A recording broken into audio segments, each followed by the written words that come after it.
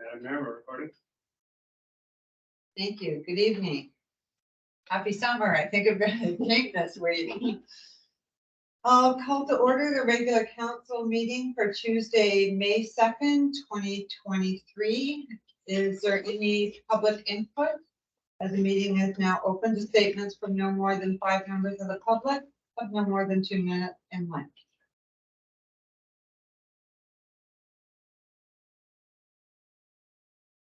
Seeing none, I'll move on. Is there any late additions or deletions to the agenda? Madam. Okay, will someone move that the May 2nd, 2023 regular council meeting agenda be adopted? Councillor Flan, second by Councillor Broom. All in favor? Carried. Delegations, we have 2 delegations tonight. The first one, Lillooet Area Library Association. Welcome, Ms. Toby. Thank you. Thanks for giving me some time this evening, and I'm gonna try to be really brief. And in the little package that I gave you is my card. So really, if you have any questions or ideas or concerns from this, just give me a call, stop by, fire me an email. And Patty Plan is also she's the District of Lillooet rep on the library board, so you can talk to her as well. Oh yeah, I'm Toby Mueller, assuming everybody knows, and I'm the library director of the Lillooet Area Library Association. We have 3 branches, one in Goldbridge, one in Shalath, and our main branch here in the Lillooet Rec Center. And tonight I'm just going to give you a very brief annual report from 22. I was hoping to just give you a quick little tour of our website because we've just done a big update to it. I wish we had a before and after picture because it's so much better and it gives you a really good sense of what's going on in the library. So the annual report is available on our website. I've given you've all got those copies, but you can read it on our website. I just wanted to let you know a little bit about the accountability framework for public libraries. We write a narrative report every year to the Ministry of Municipal Affairs Libraries branch. And then that's also who we submit our statement of financial information to. And those reports are available on the government website. The 2022 SOFI isn't up because they don't put them there until they approve them, but they will be. So you can check us out really easily online. Some of the highlights. So can you see that now? Yeah. So you can have a look at our annual report and financial statements right here on the website. There they all are, and you have paper copies in front of you.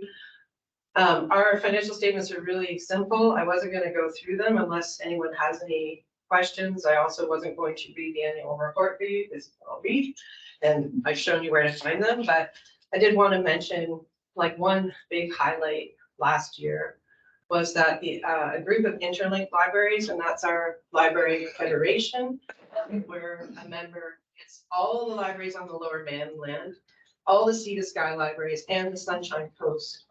And we got together and we hosted a virtual author talk with Dr. Paulette Steeves, who had just published an Indigenous history of the Indigenous Paleolithic of the Western Hemisphere. She's a graduate of Lillooet Secondary School and a really important North American archaeologist who's changing the story about how this land was settled originally.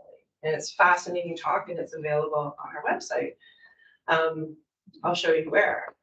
In our online resources, we've developed a whole bunch of subject guides about all sorts of different topics. And in the Indigenous peoples section, sorry, Ralph. Okay. Right here, I don't want to click on it because it'll start playing, but it takes you to our YouTube channel and you can watch that. Dr. Steeves has very generously allowed that to just stay on our YouTube channel forever. The session that was offered by Norm Leach a couple of weeks ago, this will be up here to the Lillooet Noise has asked us to just put it here so people can access it. So just looking at our new homepage, the library has been hosting a community calendar now for several years, and it's just recently migrated to our website, which is saving us a bunch of money and making it easier for us to administer. And it just has everything that's happening in town, and we've deliberately left it open to local businesses too, so that they can promote their events. And it's everything that's happening in town. People are really using it. And it's really easy to post. You just say submit an event. And we have a couple of staff people who vet them and publish them. So if you're in a rush, give us a call. But you just fill out the form and get your thing up on the page. And in your packages there too, there's information about our adult learning services, and we have funding from the Ministry of Advanced Education to do like basic writing, reading, numeracy, and digital literacy for adults. Actually, Patty Weston is the adult literacy coordinator, and thanks for coming. And she helps. It's everything from new Canadians, like we are the only English as an additional language service in the community. So for all the new Canadians who are coming here, they can come to Patty and get help with their English. And you know, it's grandma got an iPad for Christmas and needs to learn how to Zoom, or you know, someone who's been filing forms by paper their whole life. So for some job they know perfectly well how to do, but they've never dealt with a PDF before. Or file, you know, how do you do that digital filing? Well, we can help with that kind of stuff too. And then as you go down our homepage, it just has some quick links to some of the databases that we have. And one of the other really exciting things that happened over at the end of 22 and the beginning of 23 is our Library of Things has really developed, and there's all sorts of stuff like from things that are fun for kids and families to do together. This little machine puts the night sky on your ceiling, so you don't have to go outside with a yucky out. This is an old tackle box full of rocks, and it has a miniature little handheld microscope. It is very popular. It doesn't stay in the library long. The kids just love it. More things for adults. And we got some dish sets. So if you're having a party and you don't want to do paper, you can borrow it from the library. It's also available for events here in the rec center, health and safety, radon detector, and right next door, coming very soon, is the media converter. So if you have old like home movies on your VHS and you're worried about how they're doing, you can digitize them and get them really safe. And then at the end of 21, we also had the Art on Loan program, where 18 local artists donated one of their works, and they were copied and put on canvas, and people can borrow them. I happen to know that most of the borrowing right now is happening at Airbnbs in town who are promoting local artists. But Christine Timms was one of the people who donated her work, and they're very beautiful and a really neat way to showcase the talents in our community. So I think that is it. I encourage you to just go and have a look at the website. I'm really happy with it. It's really easy to find things. We've got lots of new information, and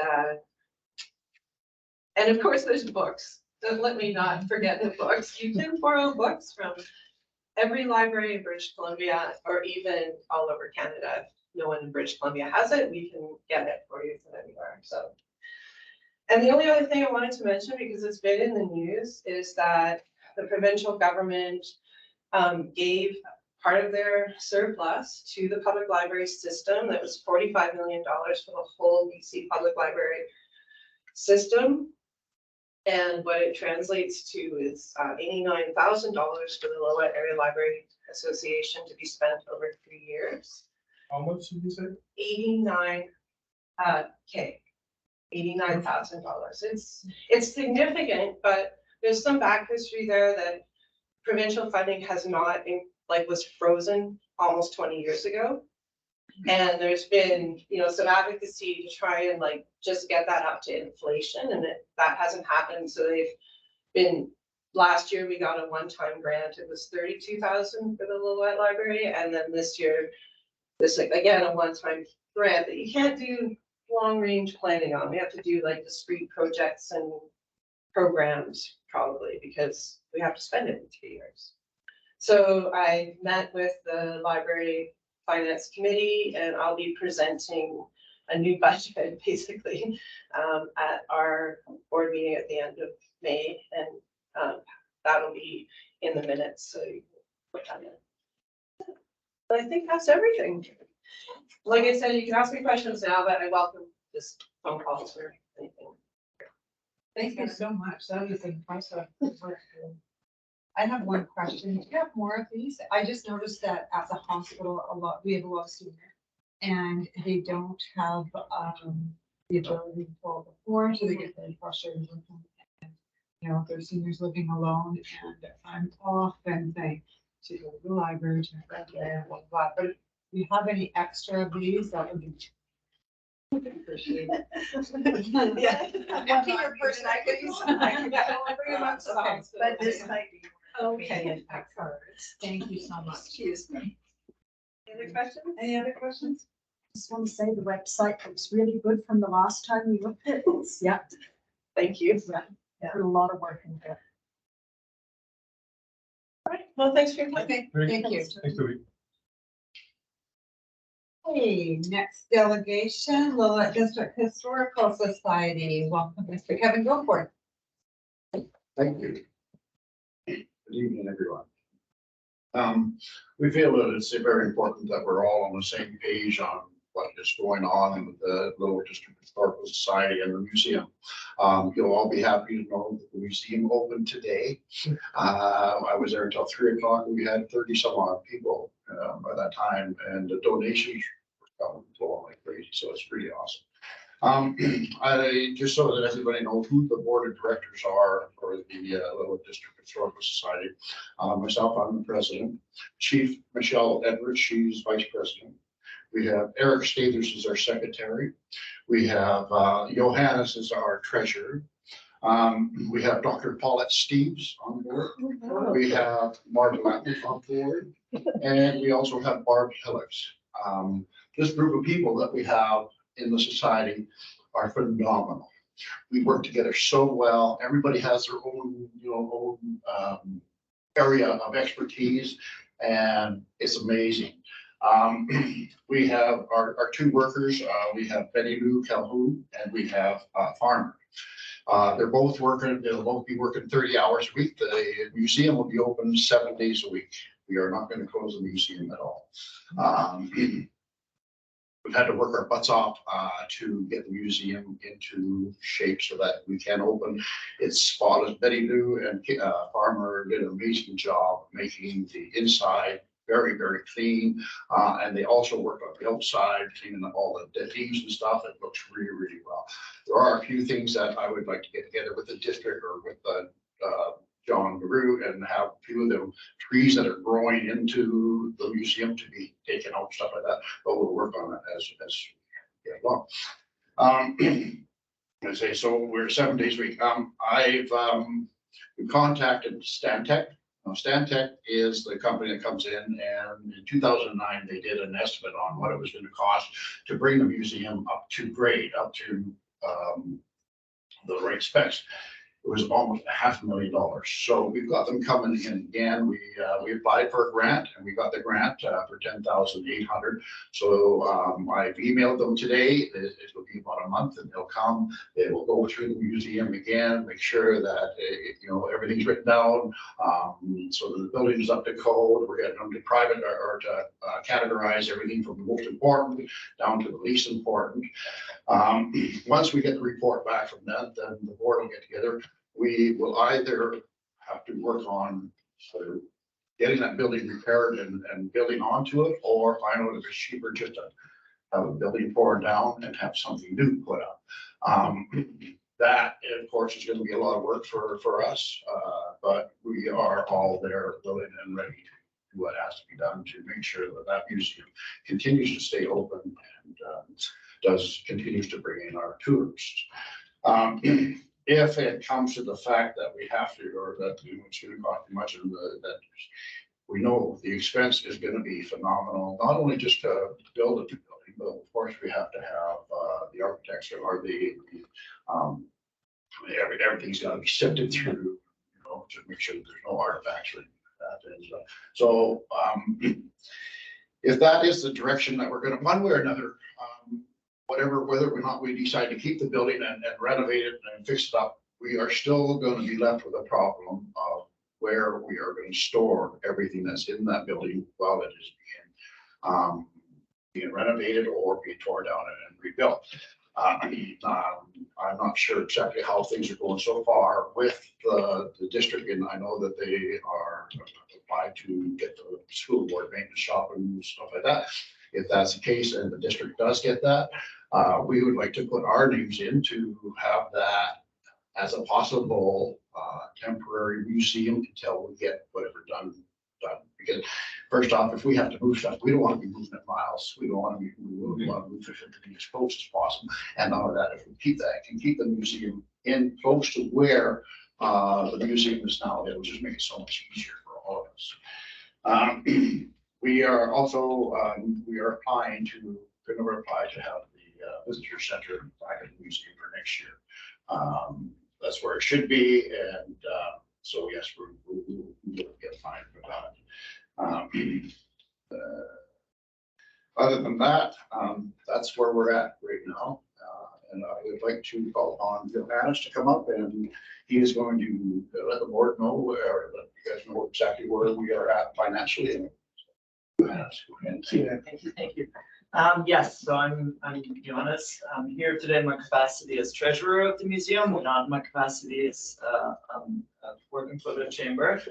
And I just wanted to sort of thank Kevin for all the work he's done. I joined the board last year, and I have to say the progress that I've seen with the society in just a couple of months has been quite intense. We've done a lot of work as a board to strengthen our internal systems, get our finances in order, make sure we have all the procedures in place to have our employees really function as a properly organized society. And I'm pretty confident that we're getting to that point, and that we're pretty close to being able to be very proud of all the work we're doing and really take on bigger projects like, conversations around the building and things like that. So I won't bore you with the details. I'm around for questions. But I do want to thank Kevin for all the work that he's done as well. And I'm very excited. This year, we have 2 employees, one focused, Farmer being very focused on the collection, Belidu being focused on the more public-facing interactions. And with those 2 employees running the building and being able to provide all the services that we want to be able to provide, the board can really focus on some of those larger strategic discussions of, what's it going to look like in a year or 2 year or 3 year or 5 years. And I think with that separations, we're really able to do that. And hopefully by the end of the year, we can report some really good progress on those conversations. So yeah, if anyone has any questions, happy to answer them, but we thought it'd be a good idea to just get in front of council and see who we are and what we do, and give an opportunity for all of you to ask any questions that might be lingering. Okay, well, thank you. That's a great delegation, and you have an amazing group of people, so I can't wait to see what's going to happen. That's really exciting for the Historical Society and the museum and the community. Does anybody have any questions? No? Okay, well, again, thank you both for your delegations. Okay. I don't believe there's any public or statutory hearings, so I'll move on to 6.1, the adoption of the council meeting. Will somebody please move that the April 18th, 2023 regular council meeting minutes be adopted as presented? Councilor McNary, seconded by Councilor DeBruin. All in favor? Carried. Is there any business arising from the minutes or Verizon report? I will move on to correspondence. So I asked, does anyone wish to remove one or more of the 7 correspondence items under 9.1 of the agenda? Please raise your hand. Councilor DeBruin. Move that to remove number 1, Northern Development Funding, number 2, the SD 74 budget for 2023-2024 be removed for discussion on our new business. Okay, so that will be number 1 and 2, move to the 17. 17.1 and 17.2. Okay, will someone please move that the remainder of the correspondence items be received as information? Councillor Klein, seconded by Councillor DeBruin. Any further discussion? Being none, all in favor? Carried. Okay, 10.1, Willow Community Fund Committee. Mr. Taylor. Thank you, Madam Mayor. Council may remember back at the inaugural council meeting, you received the fall round of the Lillooet Community Fund and dispersed that on your first meeting. We do these every twice a year. So this was the spring intake. This intake, we received 2 applications, one from the East Lillooet Rec Society and one from the Lillooet District Rescue Society. The East Lillooet Rec Society would like $1,000, which they are able to match, for environmental cleanup and tire disposal over at the East Lillooet Rec site. And the Lillooet District Rescue Society is looking to fund training on vehicle extraction for volunteers. The committee considered both applications and are recommending to council that both applications be approved for the full funding in their entirety. And Councillor Flynn is also the councillor liaison on that committee now. So you may direct questions either through myself or through the council. Thank you, Madam Mayor. Thank you. Is there anybody here from East Lillooet that wishes to speak or from the Rescue Society? Seeing none, okay, congratulations to both. I would like to, guys that took over the stock car track and whatnot, they're looking for $1,000 for cleanup and tire disposal. But I'm wondering about the tire disposal. Will Cal Tire not help deal with that? Yeah. And then, so I'm just wondering where the other $1,000 will go. And another thing I have a question on that is, does the old stock car association have any money left in their account? Kevin McEwen would be the one to ask on that. Thank you, Madam Mayor. Cal Tire is assisting. That is some of the funding in lieu of actual cash on hand that they have. And so your question was, do they have any funds, other funds available? Yeah, like I know the Lillooet Stock Car Association let that go, and was there any money left in that account? Kevin McEwen would be the one to get a vote on that. Sure. So we're not familiar, we don't require previous owners to give us their financials. The East Lillooet Rec Society, it appears that they've got a current balance of about $8,921. And as part of this grant funding, the grant funding only funds 50% of the project to a maximum of $1,000. So this appears like it will be about a $9,000 project, and they're only requesting $1,000 through the funds as the maximum. Because the way I read it, there was a lot of donations going on and whatnot, and they added all that in to the funding and whatnot. Yes, and that is how most grant funding works. Is that you include volunteer hours, staff hours, those non-tangible assets, as funds that are contributed. I just wanted to clear that up. Thank you. Other questions? Councillor DeBruin. Through the mayor, just a general background on the Lillooet Community Fund or Lillooet Community Fund. So it indicates in the request for a decision that the endowment is managed through the BC Interior Community Foundation with an annual interest disbursement to the District of Lillooet. I'm curious what the amount is that's annually dispersed. Absolutely. So on the last disbursement, so I believe the last disbursement was about $3,200. 32. That varies depending on what the interest rate is at the time, and we generally get that about twice a year. I'm expecting one this month. Sorry, once a year. I'm expecting one this month, June. Would you like to talk? But generally there's about 3,000 plus. That's how much the last one was. The one before that, I believe, was a little bit lower. Yeah, but it depends. Yes. Okay, thank you. Okay, Councillor Kwan? Oh, I was just going to say to Councillor McNary, because he was asking about donations from Cal Tire. They are actually going to take the tires, but what they do is the tires have to be cleaned first. So this is part of what the funding is asking for. They're waiting for an excavator with a shear that can cut the tires. They have a water truck who is donating to be able to clean them off, and then Cal Tire will take them at no cost. So Cal Tire is actually helping out with this as well. Any further questions? Can I move these as two separate items? So I need somebody to move. Number one, that as recommended by the Lillooet Community Fund Committee, the application submitted by the East Lillooet Recreation Society for environmental cleanup and prior disposal for the requested amount of $1,000 be approved. Councillor Whitman and seconded by Councillor Brown. Favor? Carried. And another motion that as recommended by the Lillooet Community Fund Committee, the application submitted by the Lillooet and District Rescue Society for training on vehicle extraction for volunteers for the requested amount of $1,000 be approved. Councillor Kwan, Councillor McNary. All in favor? Great.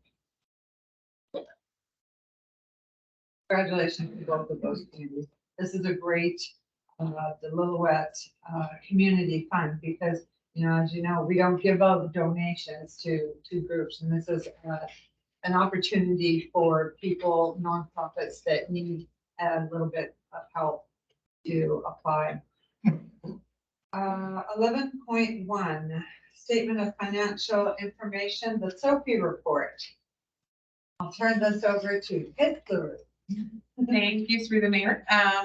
So this is just another of many reports, financial reports that council gets to look at before the end of June.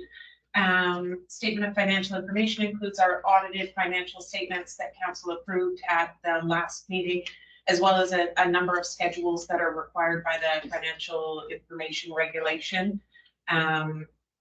It is sent off to the Ministry of Municipal Affairs and Housing each year as required. And we do have to have a resolution of council accepting the report and authorizing the mayor and myself to sign on behalf of the district. Thank you. Does anybody have any questions? On page 91, I'm wondering what the amortization expenses are. What that is, what that means, is what do we amortize? For the mayor, so as part of the way we have to report financially, we don't write off when we purchase our tangible assets, buildings or computers, things like that. Instead, they're amortized over their expected life. So the expense of them is done regularly each year until we've written off the whole cost of the Okay. asset.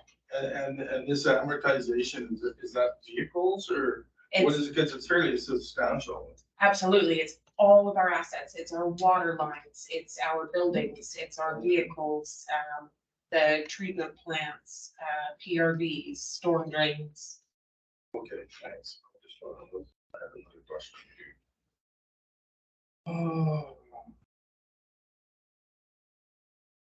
The accumulated surplus ending, page 98.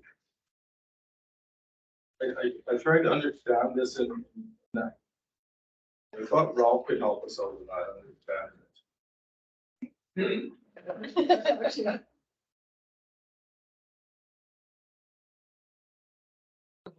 No?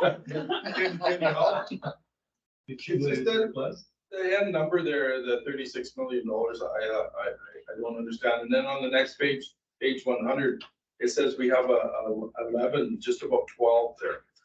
And that's cash and cash equivalents at the ending period. Yeah. You can correct me. I mean, this is my training wheels thing on. The cumulative surplus is basically all the surpluses from all the prior years.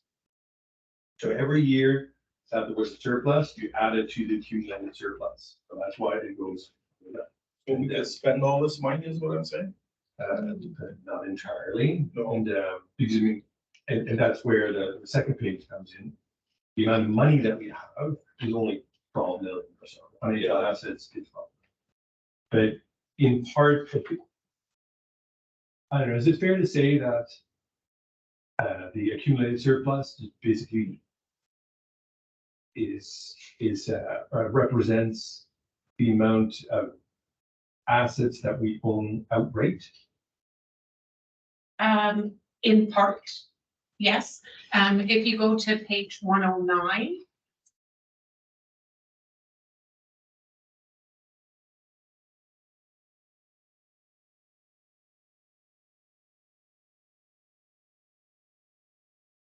That breaks down the accumulated surplus. The very last line on there, the investment in tangible capital assets, which is the largest majority of our accumulated surplus, that's the value of our assets right now. So it's what we paid for them minus all the amortization through the years.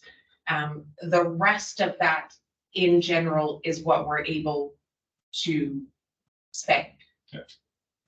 Okay, I still, okay, now you got a bunch of hyphens around this stuff, and some of the hyphens mean it's ahead of the game, and some of the times it means it's behind the game. If you know what I mean, like it's a dividend compared to a minus. And what in this case, what does these hyphens mean here? Where are you looking? Well, you can look at it on the additions and disposals, 23,000, and it's got some hyphens around it on that page of that. That's 110 page. Usually in the financial statements, if there's brackets around it, it means we're subtracting it. It's a negative. Yes. Okay.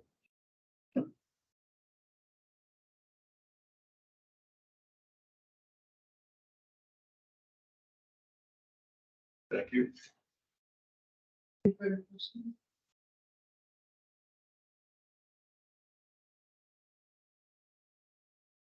Still scratching in. Coming and having you. Absolutely. See what it is. Where I'm losing my way of thinking. Is there any clarity that you want? A little bit, but not, Okay. That's okay. not 100% there. Figure it out. We'll talk to them. Okay. It's a bit, I just kind of want to know, is what I'm wanting to know is how much money that we have. I know there's some of the money that we have in ASCO water and sewer and whatnot. But there's money there that we can spend like on our roads and stuff like that. And I would like to know that in my own mind. To deal with it. That's where I'm trying to figure all this out, and it's not good in my mind. So I'm happy to meet with you. Okay. If you're specifically asking about roads, on that page 109 that has the accumulated surplus, there is a roads reserve. It's actually in this general capital reserve. I'm sorry, I don't know the exact amount that's in it right now. That's okay. But it's included in this general capital. It has just a general reserve in there, the roads reserve and the recreation reserve. And why I'm asking about that is kind of because we had a bunch of paving going on in town. Mhm. And we need a little bit of paving there in front of where they put on the Fair Flats and in there. And I was just wondering, like, if we come to an opportunity like that, they're already mobilized. Can we jump on that, get them to do that for us, or does it need to go through the whole moving process and council and the rest of it? And so through the mayor, we do in our budget for 2023 have, I believe it's 190 something thousand dollars for road work this year Okay. in the budget. Does that mean that we get a contractor in, mobilizing one in to do the paving, or can we jump on somebody like that was just here, that Okanagan aggregate, and get them to do it right? We have to follow the correct process. So depending on the value of the project, it may have to go out for tender. Because we're legally obligated to do that. Quite often, if the company is already here, they often come in at a lower price because they're already here. So often they are the ones that are chosen. I was just wondering, because we were talking about doing that road work, and the guys were here. And opportunity to jump all over that, because they had all the equipment to do what they needed to do.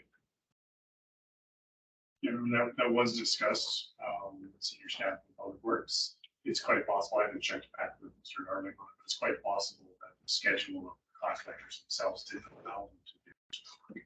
And they might be assigned day after day, like the rail. So, as much as it makes sense for us, it might not make sense, but I can check. I'm just kind of throwing a bucket here of everybody, like, when we have a situation like that, if we could somehow get onto it. Because the demobilization and the mobilization is very expensive. The first 2 days of the job is the most expensive, and then after that, it's crazy. Thank you. Okay, so piggybacking on that, I know that's a different subject other than this, so big report, do we know of any future jobs that are coming up for paving? So were you talking about at the bottom of Station Hill? Yes. Okay, I was thinking, the one that may still be an opportunity for us is the rail crossing at Old Bridge Road. The intersection of Old Bridge and Main Street as you get to the mall. So that's been discussed as it would be CN Rail. So kind of a program is that I dealt with CN here. But they're using a contractor to do the work around that crossing to do improvements. So Don Dorling's looking at perhaps piggybacking that. So they're all going to be doing work right there at the intersection anyways to redo that section. Because that's roughly the big one. So we are on some. Yeah, when we can leverage someone who's already activated what's coming up, we do try to do that. So that's the one who's most recently discussed this. Good question. Any further questions? Okay, will someone please move that the District of Lillooet Statement of Financial Information Report for the year ended December 31st, 2022 be approved for submission to the Ministry of Municipal Affairs and Housing, and that the Mayor and Chief of Financial Officer be authorized to sign the approval of financial information page. Councillor DeBruin, seconded by Councillor Simon. Any further questions? Seeing none, all in favor? Carried.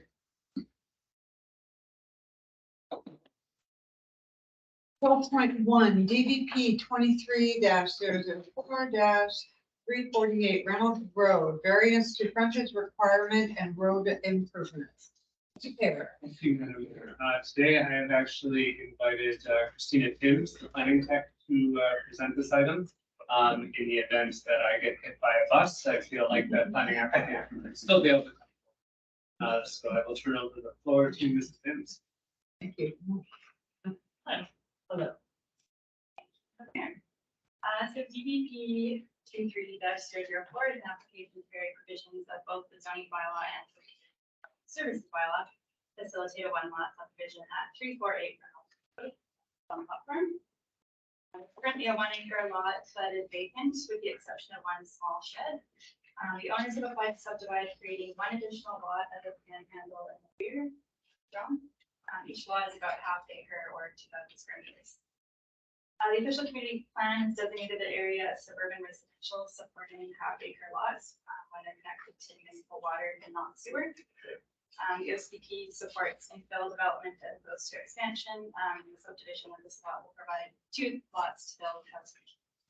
Given that there are no plans to extend sewer to the hot farm, this development is in line with USDP. Development variance permit is required because the zoning bylaw has a requirement for lot frontage to be at least 10% of the perimeter. But it would be relaxed on application to council. So the proposed frontage of this lot is just 2%, but it needs the minimum 6 unit water.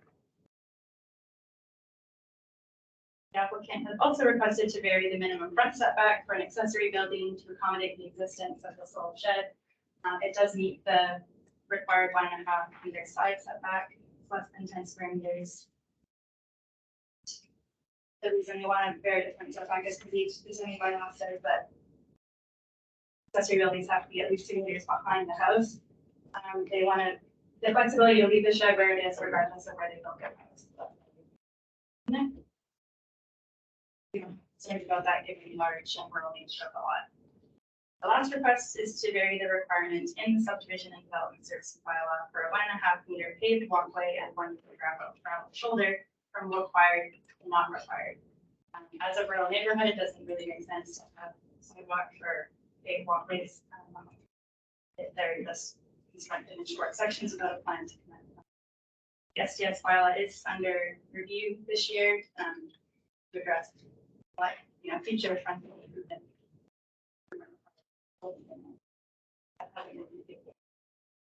Adjacent property owners were notified. We received 4 responses, which are in the agenda, 3 in support and 1 in opposition. 2 residents had concerns with water availability on Hop Farm, and the Public Works Department has reviewed the proposed subdivision and did not raise any concerns about water availability, as additional demand will be minimal. To conclude, staff are recommending that DDP 004 be approved. Would now be appropriate to open the floor to anyone who wishes to speak for or against the application, starting with the applicant if they're present. So we got this. She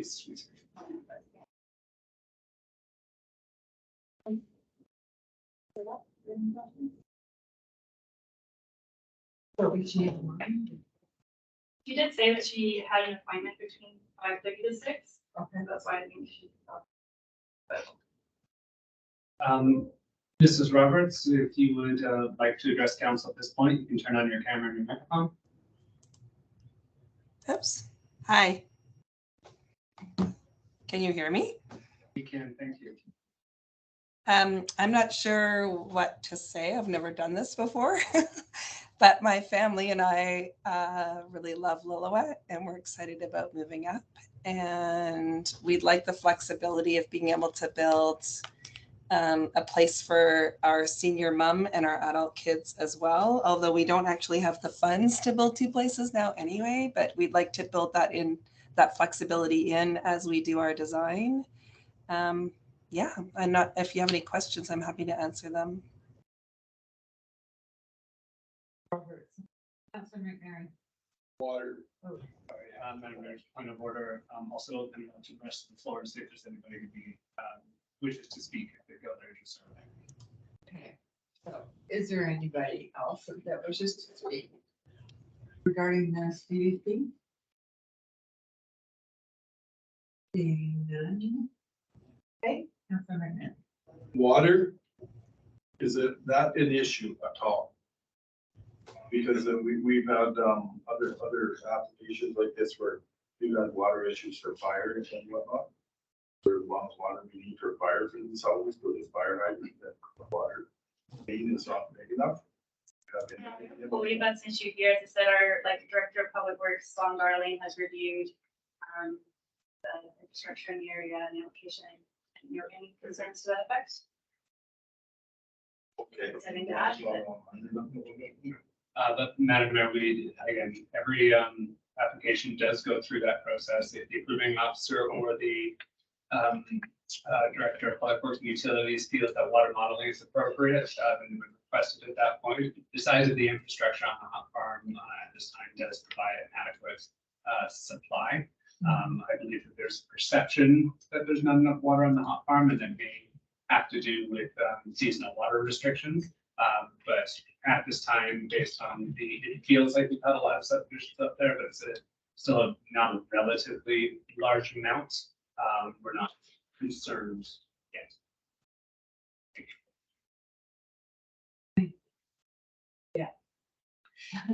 There is a point then. There will be at some point a point. Yes. Okay, great, thank you. Councillor Klan. Through the mayor, I just want to say that we know that there's water there, but because we do get feedback from people questioning it, I think it is good for us to bring it up each time just to ask again, because this one here had 3 of them asking for water. So that is good. But I just wanted to say I wanted to thank Ms. Roberts for coming. It's refreshing to actually have someone who is wanting to do some development to actually come before council. It's refreshing and nice to see. Any further comments, questions? Just the water issue.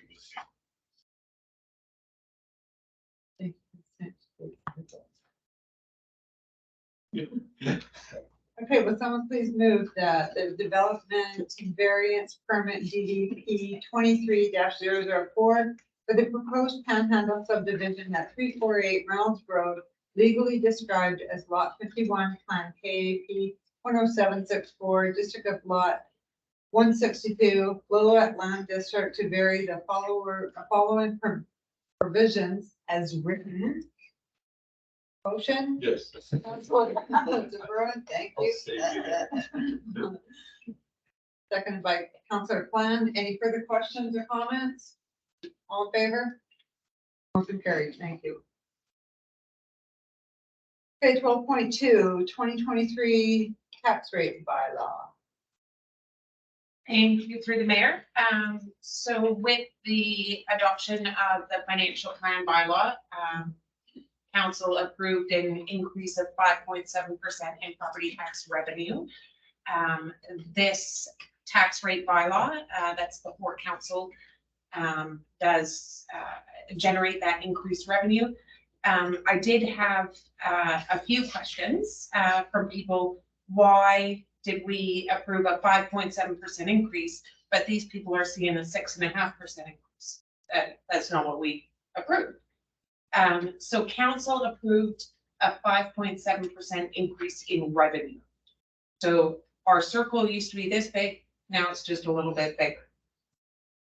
The tax rate bylaw is what determines how that increased revenue is generated amongst the classes that BC Assessment sets out.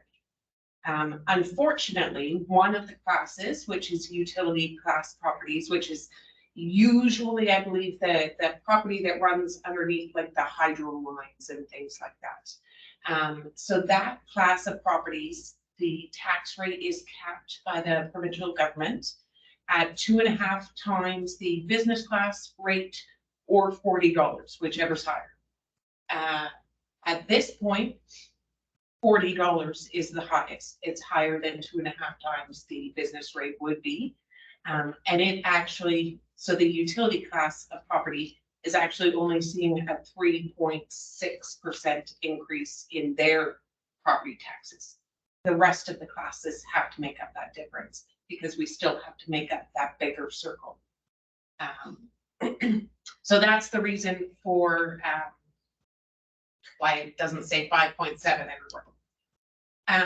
And then you may also notice a huge increase in the requisitions for police taxes. Most likely, and it's affecting everybody, including municipalities that have to collect police taxes from the residents because of the retroactive pay that was recently given to the RCMP. The SLRD, excuse me, very minimal tax increase, hospital district, minimal, BC assessment. It's quite a small, requisition that we get from them each year, so that increase is quite minimal there as well. So across the board, the highest increase that people are going to see is not from their municipal tax. It's going to be from the police tax, which we have no control. So that being said, I'm happy to answer any questions.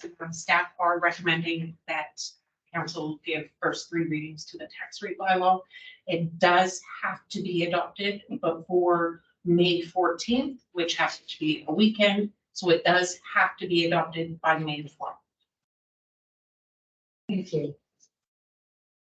Okay, let's open it up for questions.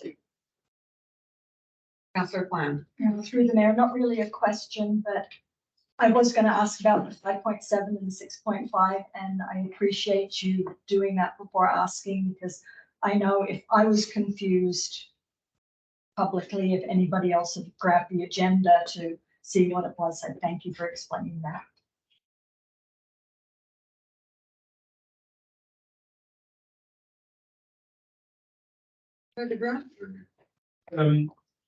Just on that, on page 148.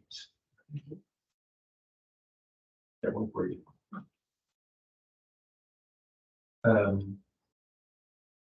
So and this has nothing to do with our taxes, but more with school, police, hospital, SLRD. There are differences in the way that they have set the ratio between residential and business. Is that an active policy? Like for the police, it's a 17% increase for residential tax to 26% increase for business tax. Is that something that they decided that was going to be it, or is that something that we have decided to do? Through the mayor, so that's provincially legislated. They have called multiples. They have those legislated. Any taxes that are based on the hospital's assessed value, which everything except ours in the school are based on, are those multiples are set by the province. I just want to ask this for a general question, but why set the tax rate now instead of like in conjunction with the financials when we're doing the financials? Because it would seem if we put them, together and had them all at the same time, that we would have a better understanding of what was happening to our residential versus our business versus. Thank you, through the mayor. That would be a perfect world, which is why I do always try to give you those numbers based on the information I have at the time. Originally, it's from the original assessment. We still have to wait for the revised roll. Originally, I have to base it off last year's rates for the other organizations until I get them, which I only got last week, the last of those. So in a perfect world, yes, they work together, but the financial plan bylaw has to be adopted first, because that tells how much tax revenue you need. And then you do your tax rate bylaw, which tells where that revenue is going to come from. But you've already determined how much we need to operate for the year. This just determines who's going to pay for it. If we did them both at the same time, we would be doing the budget at this meeting tonight, the tax rate at this meeting tonight, and both have to be adopted again by the 12th, with the budget being adopted first. So we would be having probably 5 or 6 meetings in the next 2 weeks to get this done. And just for clarification, one residential dollar this year is equal to about $4.50 For business dollars, $4.17. $4.17. Okay. So residential, where taxes go up residentially, $100, and then a business is gonna go up 400. Oh, well, 17 times 4, what was that? $7. Again, that goes back to discussions that BC Assessment has had when they've been here. It all depends on whether your assessment went up more or less than the average. So just because your taxes go up $1 does not mean the business tax goes up $4.17. It depends whether they're on the high side of how much their assessment went up or the low side. That's just an average. Is it generalized though? It's an Like- average. It's an average. Okay. Any further questions? Okay, seeing none, will somebody please move that the tax rates and municipal tax collection bylaw number 2023-009 be introduced and read a first, second, and third time as written? Councilor Airy, second by Councilor Flan. Any further questions? Seeing none, all in favor? Motion carried. Okay, 12.3, utility service installation rates amending bylaw number 2023-007. Thank you, Madam Mayor. This is just the asking for the adoption of the utility rates amending bylaw 007 that was given first 3 readings at the April 4th meeting. This will change the fee schedules of the installations of utility services to be at cost rather than the fixed fee, which the Director of Public Works has indicated is not covering closely many of these installations. Thank you. Thank you. Any questions for staff? Okay, somebody please move that the utility service installation rates amending bylaw number 2023-007 be adopted as written. Councilor De Bruin, second by Councilor Flan. Any further questions? All in favor? Carried. 12.4, acquisition of Crown property, 770/774 Fraser View Street. Thank you, Madam Mayor. In what may have been or may not have been present, Mr. Goforth earlier in this meeting brought up this property as something that the district had been received from the Crown. We applied for this way back in 2020, and last week we finally received notice from the Crown that we have been successful in the grants. There are, however, some more steps that we have to go through before the grants can be finalized. Council needs to pass a resolution tonight indicating that they accept granting of the land, and that's accepting it in the as-is state with the buildings the way they are, the land the way it is. It's just a one-to-one swap. The second part is that staff are requesting that $10,000 be designated from the district's land reserve acquisition fund to cover some of the costs of those additional steps we have to do, such as getting a survey on the land and making sure it is appropriately pegged. And if we have to, we'll have to pay the land transfer tax. Well, the staff will be looking to see if we qualify for any exemptions to that payment.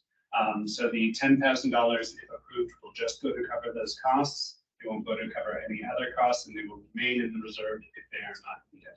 Thank you. Thank you. And question, I will move these as 2 separate entities. But if number 2 is the $10,000 is not approved, can you explain what would be the consequence to that?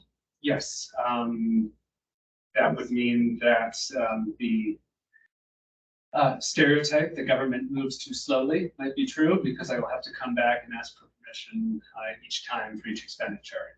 So we will have to go out and find the actual cost of the surveyor, and before we can retain and hire the surveyor to do the work, we'll have to get approval from council to move the fund.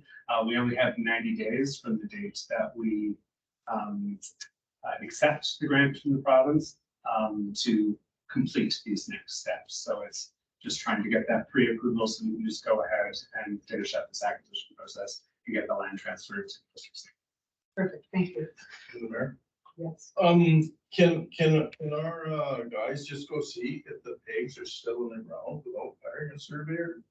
Madam Mayor, yes, but that's not a requirement of the grants. They are requiring that we have at least the line survey come out and tree state motion. Councilor DeBrum? Is there a plan for this building, or are we, I mean, it is a liability as is described. It's not an asset, so it's gonna cost something. There's gotta be a budget. How much is this going to cost the taxpayer over the next years in terms of repair, maintenance, upgrades that are required? And what's the plan with this community facility? While we have other community facilities that are in dire need of upgrades and upkeep as well. So it is a liability. I would say every asset we own is both potentially an asset and a liability. The plan, when it was presented to council back in 2020, was for sort of an extension of the Downton Park area as a public location, public community location. But the specific use of it hadn't been determined, because until we had knowledge of whether or not we had that land, there was no point in exercising engagement with the public about something that might not happen. The Crown Land Grant Program does require that we use it for a community purpose. So park, museum, art gallery, something like that. We can't turn it into housing. If we were to do that, we'd have to give up the land and go through the application process with them to actually purchase it at market rate.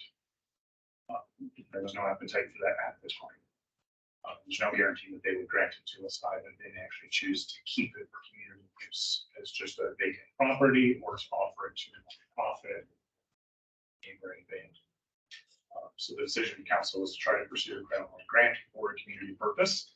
If it was granted, which that opportunity is for us now, council can say no to it. There is no plan in place on what it would be. There's been discussion of ideas such as an art gallery or potentially a new location for a visitors information center.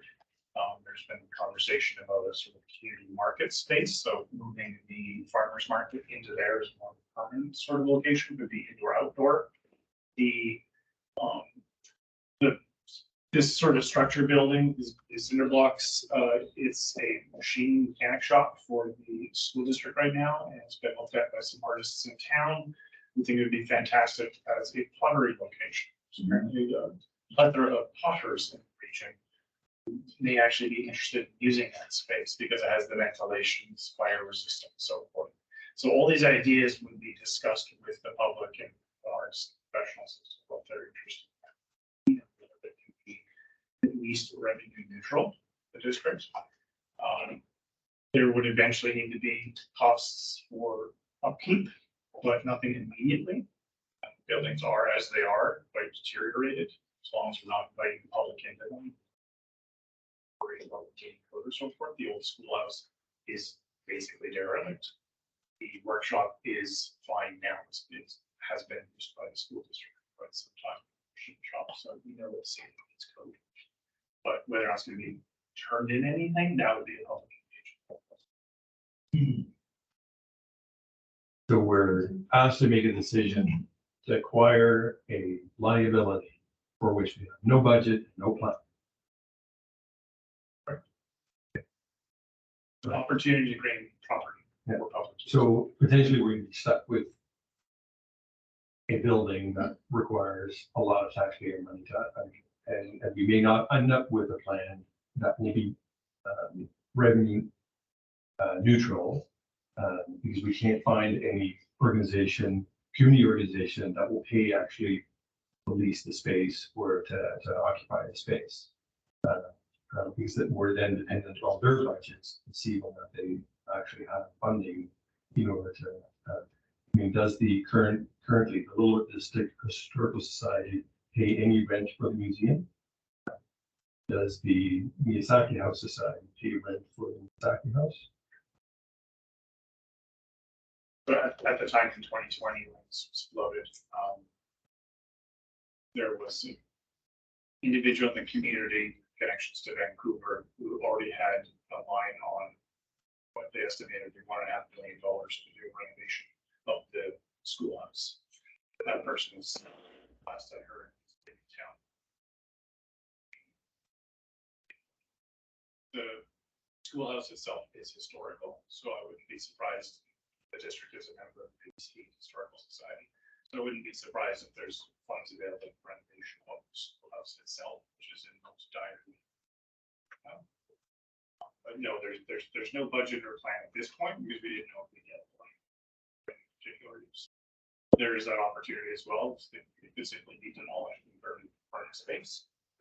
Community use, the province isn't holding us to any plan because we have no specific.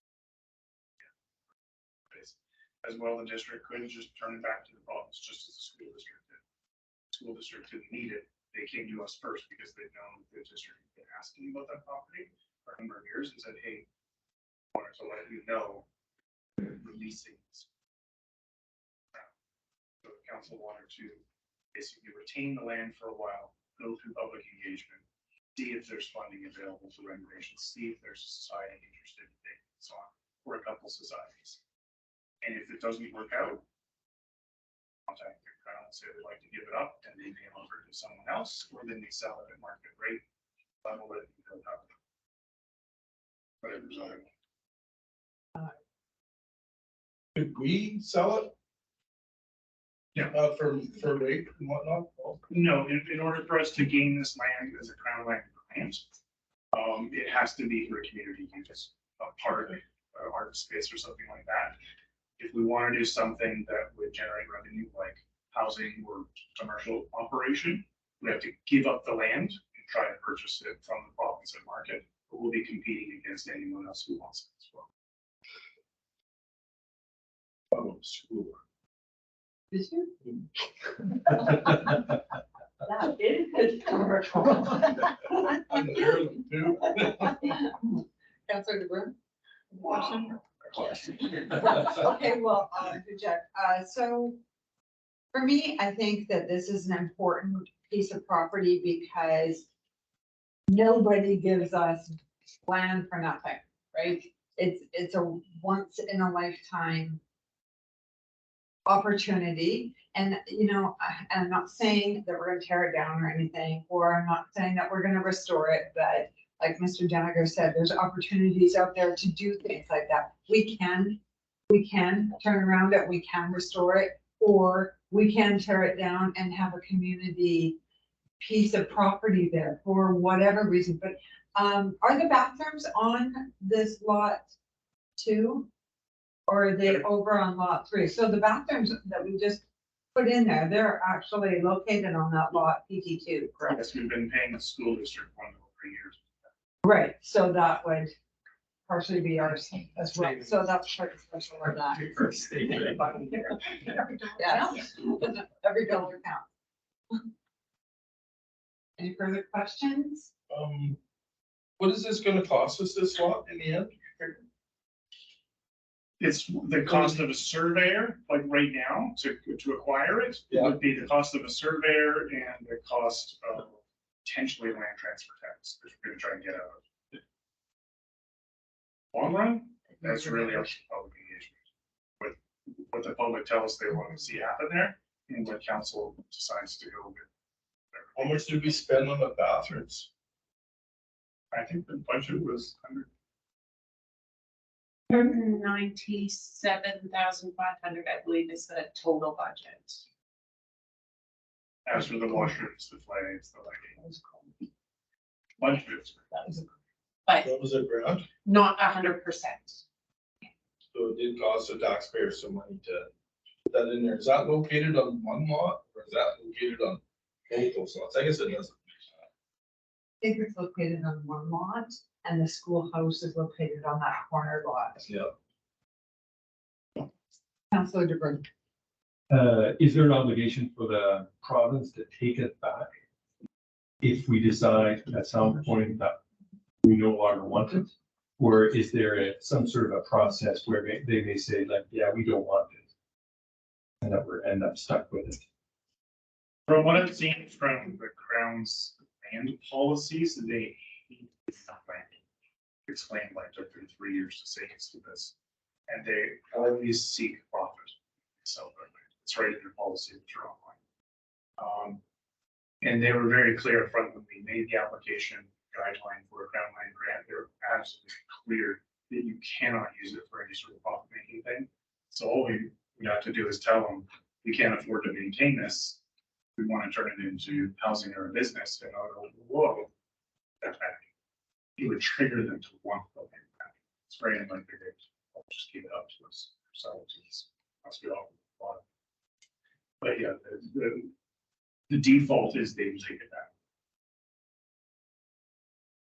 Councillor Klein.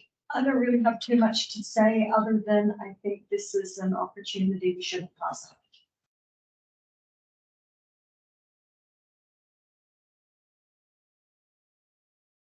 Any further question? Seeing none, okay, I'm gonna do this as. I'm still thinking. Okay, well, can somebody please move that the District of Lillooet agrees to acquire the lands described as Lot 1 and Lot 2 of Block 1, Town Site of Lillooet, accept plan KAP 66089 from the province for community facility purposes. I have a mover. Councillor Klan, seconded by Councillor De Bruin. Any further questions? Discussion now. We're good? I have some major concerns here, and just because I think we're taking on another heritage building, and I love this building. It's a beautiful building. I'd love to see it be revitalized and put into use for an art gallery or commercial space or that sort of stuff. We are taking that on as a cash-strapped small community with a lot of infrastructural projects. And now we're taking on a vanity project. We already have a museum, we already have a Miyazaki house that needs a lot of money in order to maintain and upkeep.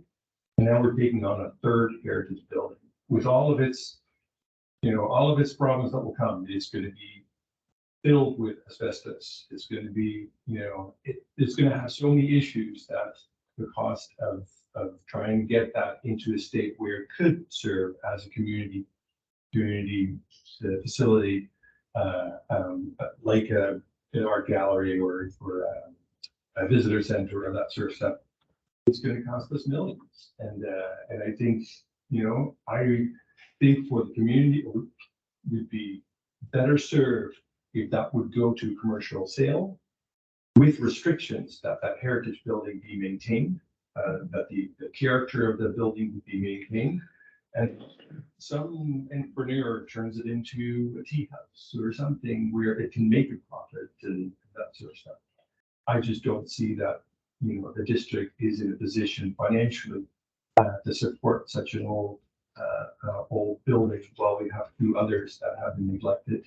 And moving from one old building to another old building just doesn't seem like a great strategy. That's my concern. Can I ask staff, what would happen with those bathrooms? What would happen with the bathrooms if this did not get passed tonight? I understand what Councillor De Bruin is saying. However, again, I go back to, we just don't have that opportunity to have one. So I'd at least like to have it for a year or two and see if there's any options, if there's something that we could do with it, do a walkthrough. I've never been in it. And see what the options are. But say it didn't get passed tonight, what would happen with those bathrooms? Would they? If council didn't approve this, then I would round about allowing the lease to the school district to continue, because they would have had to talk to the Crown about that lease. That goes back quite some time. So seeing if they would honor that lease and continue it long enough that we would then apply for a Crown Land grant to have just that section of property to continue in that location. Otherwise, we would be forced to. And we would still probably have to survey it to get that. Yeah, it's never to try and ask for a subdivision for just that. We won't survey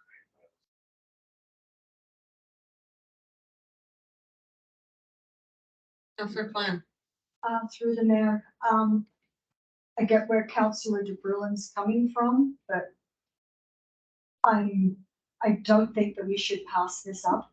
And it's not like we have to do anything with it, like, if it gets approved, it's not like we're the next day going to be building something or knocking something down. Like, we don't have to actually do something immediately with it.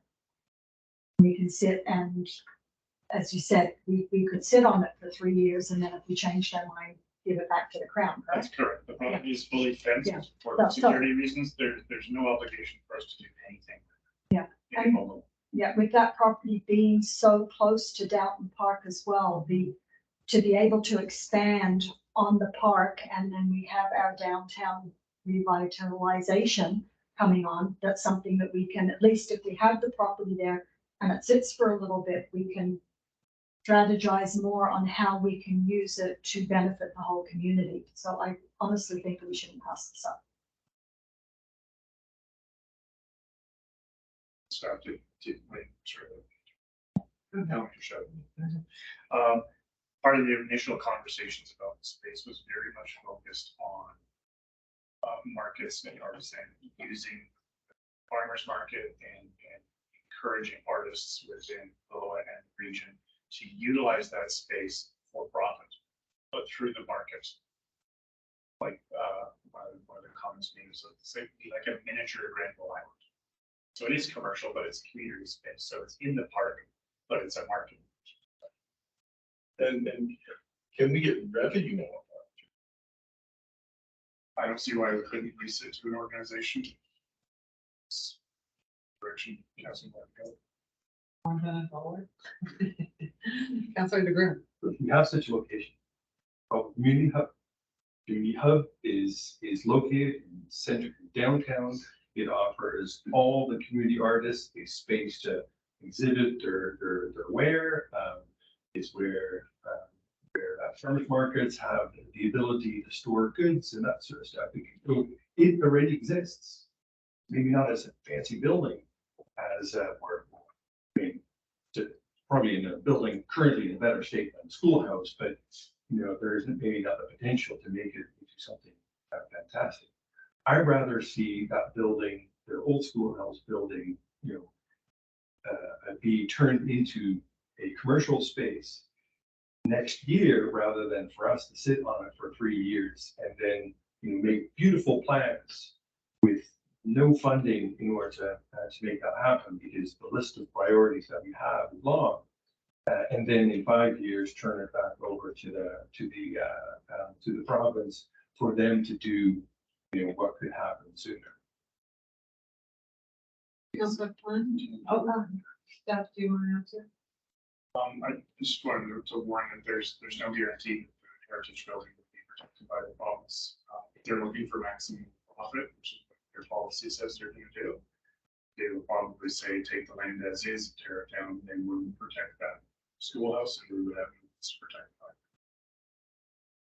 We would look into, if we acquire the property, we could then look into trying to designate it heritage to see if there's any mechanisms available to us legally while we have some control over to try to protect it, so that in the future it's still protected. Right now, we have zero authority over that land. Councillor Plan. Through the mayor. The hub is a wonderful place, but we don't have anything outdoor. I would prefer that we had the opportunity, if we had the land, so that we could look into having outdoor bazaars or even a winter festival or something like that as well. The hub is all inside. There's really no land outside to be able to do something outside without closing down Main Street. So at least with that property, you do have a road going through, but I would think that it would be fairly easy if you did have a bazaar or farmer's market or something like that. You could cordon off just that small section of road there to have that open up. And then it's not going to stop traffic or divert traffic or anything through Main Street. But I feel that having that opportunity, even if it does sit there for a few years, that we can look at something for the whole community, for the farmers market, for outdoors. Yeah, that's it. If I may say, I think that we should at least give ourselves and some nonprofit organizations a chance to come up with an idea or come up.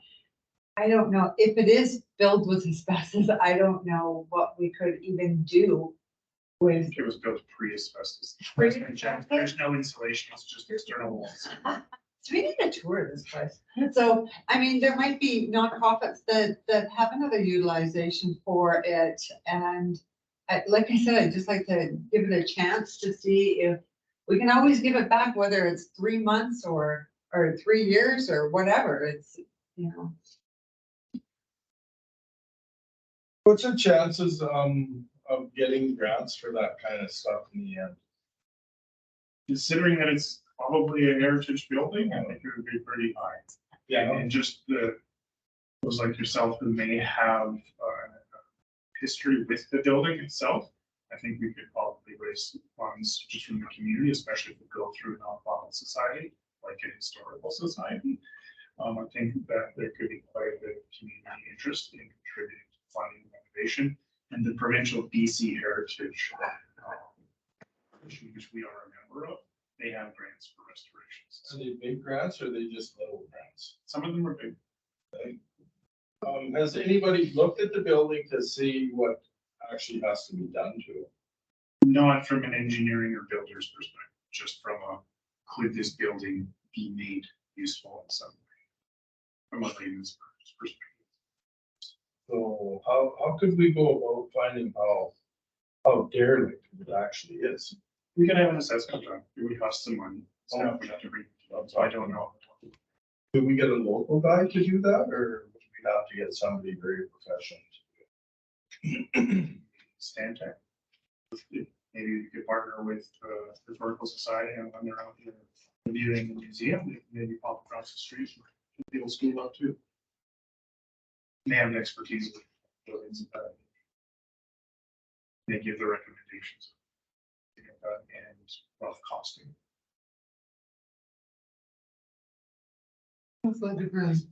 But through the mayor, is it possible, like, do zoning bylaws provide us with an instrument to protect heritage buildings in some way or form? Designated as a heritage site through where the buildings need to be maintained in its original state or something. Thank you, Madam Mayor. The zoning bylaw is not the appropriate method for that, but by bylaw, there is a way to designate buildings as heritage buildings. I apologize, I'm not intimately familiar with that process, so I'll have to research that and come back to it. I've never done it before. Surprising, I know. But I will look into that and see if it needs to be retained by the district or can be designated, or if it can be designated by bylaw at any time, no matter who is on title. And if that applies to the province. Because one of the dangers with local government legislation or bylaws is they're trumped by the province. Like right now, if the province wanted to go buy a property and build a nuclear power plant, our zoning bylaw would not permit them to do. That'd be something good.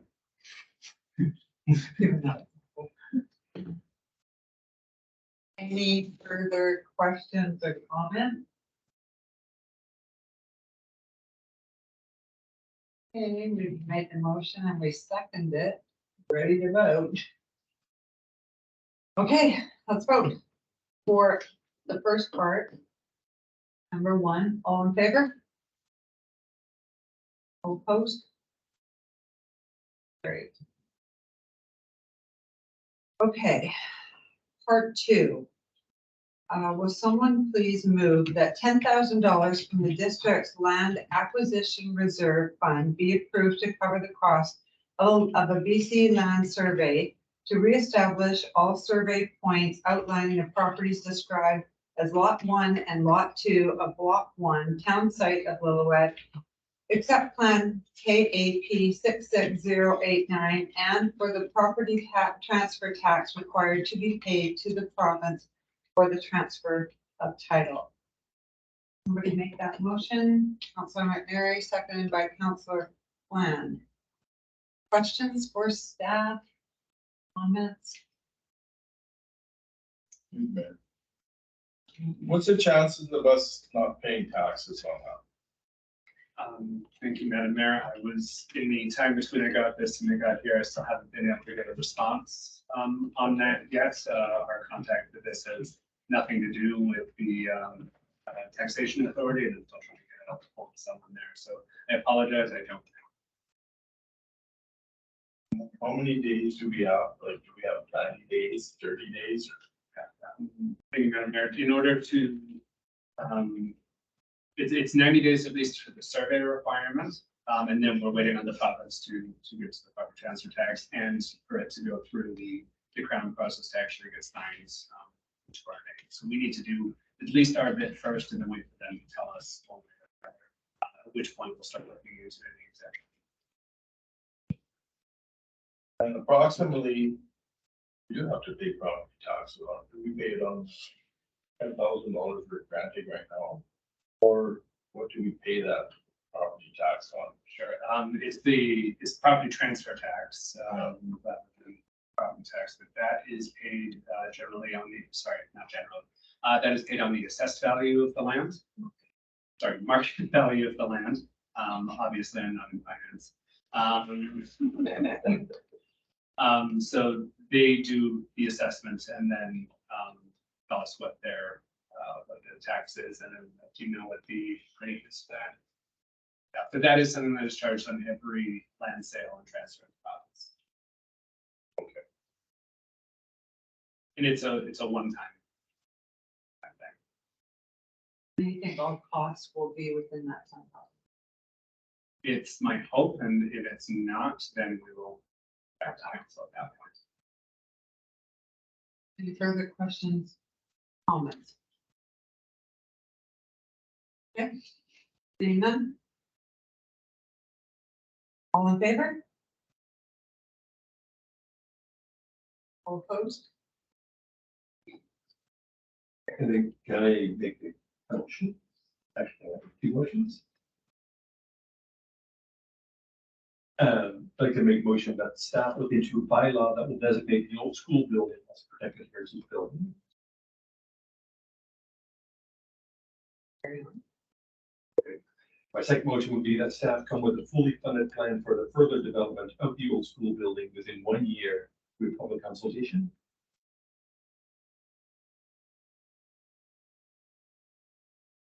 Maybe a suggestion. Can it be that staff includes this piece of land in the downtown vitalization and infrastructure project? But that's just a plan, there's no budget for it. So, and I think it's great, because I know with the, sorry, through the mayor, but our downtown revitalization plan will consist of planned shovel projects that have no funding to it, right? No designated funding. We will go after funding at that time. But I think it's important for the community to have a plan for the old school building if we were to continue to own it, that we have a fully funded plan and that we have funding in place to be able to support the revitalization. Because otherwise it's just going to sit there. And I want to prevent that. It's going to sit there. Okay. Councillor Kwan. Through the mayor, could I just ask a question on that motion? Where you're saying to look into the building as a heritage, is that going to lock us into not being able to do anything with that building other than it being a heritage house? The motion as I drafted says that staff look into. I don't know when to be locked in. No, so, and I think, likely when the bylaw comes before us, we'll may have some further insight about that. We actually want it to be designated heritage building, but So read your bylaw again. Sorry. I'm just gonna get Mr. Taylor. Sorry, just to address some of that, Madam Mayor, and heritage planning is a whole subfield of planning. But generally, it does limit what you can do to the actual structure of the building and how you can paint it, what materials you can use. However, the actual use of the building is a little more flexible. I encourage everyone to go look at the old schoolhouse in Peachland. It used to be in a very similar state, and they did get I believe, a fully funded grant to completely revitalize the structure. It is now home to the Chamber of Commerce. It's an event space. I believe it's the Tourism Information Center now as well, with a full shop inside. And that's leased out to these groups by the district. So it does limit what you can do to the building, but not necessarily what you can do in the building. Does that mean a road trip? I think Madam Mayor, Councillor Flynn may be able to save some money by using the internet. All of the information is going ahead. And if you need help. I might. Councilor Mayor. Through the mayor. I have another question. In your recommendation, would you go through the heritage thing like Ralph was asking? Or would you let it go the other way? Would you prefer to go the other way? Like, I'm just not sure whether that's the right way to go because of what you're talking about. Like, would it be better off to leave it go on a heritage site and be able to revamp that building that way? Or would we be better off going the heritage site and getting fully funded grants and using whatever that will cost us? And I'm just not sure there. Thank you, Madam Mayor. I mean, as a control freak, I always say never get rid of any of your power. But again, the resolution was just to investigate it. So what we can do with the building or not with the building, I will research and bring back at a future council meeting. Time to answer that question. Okay, so for me, I think that, I like the idea of the motion. However, I would like a little bit of time just to kind of assess, look at the building and see what our options are and talk to our nonprofits and float around some ideas with the community before we bring back a motion to do something without looking at it. I just would like a bit of time. And I'm not saying that the motion not be brought at a later date, but I'd just like a little bit of time to figure it out and talk to the community. I'm one that has to talk to the community and find out what other people are thinking out there. I want to find out what the historical society, is thinking. I want to go to the hub and talk to them. Like I need to talk to them and figure out what and what we want to do. So. But there is a motion on the floor. I don't know if there's one motion or two motions, because if we put an and in there, that can go as one motion, can it not? It can, although the intent, I would suggest that there are two motions. Two motions, okay, Correct. so you put one and we need a seconder for the first one. So can you please, if there's no more questions or comments, could you please read the first motion out? I did my best to write it down as well as I could, Okay. but I'm actually going to defer to the council. Okay, let staff look into a bylaw that will designate the old school building as a protected heritage building. Look into one. Look into. okay. So he needs a seconder. Second it, seconded by Councilor McNary. Any further questions or comments? All in favor? All opposed?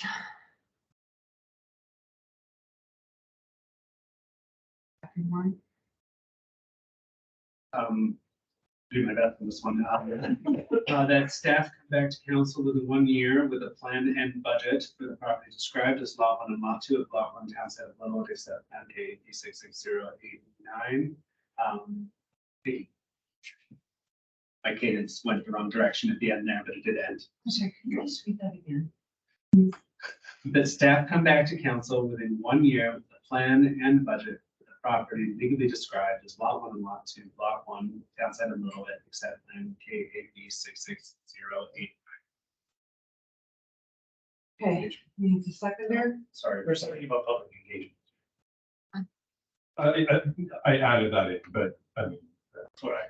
yes, with public consultation.